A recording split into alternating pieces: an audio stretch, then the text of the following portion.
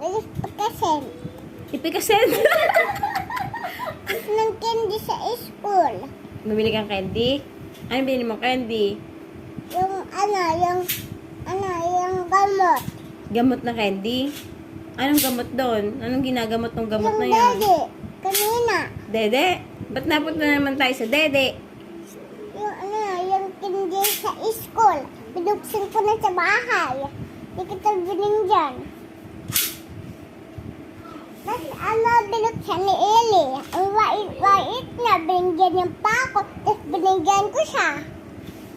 Magulo naman. Kaya nga eh. Ako man, di ko man maintindihan kahit bulong din ako sa Tagalog. Binuksan ni Kuya Eli, tapos binigyan ka niya, tapos binigyan mo siya. Kanina pa lang. Oh. Kaya na may laruan ako sa bahay. O, tapos?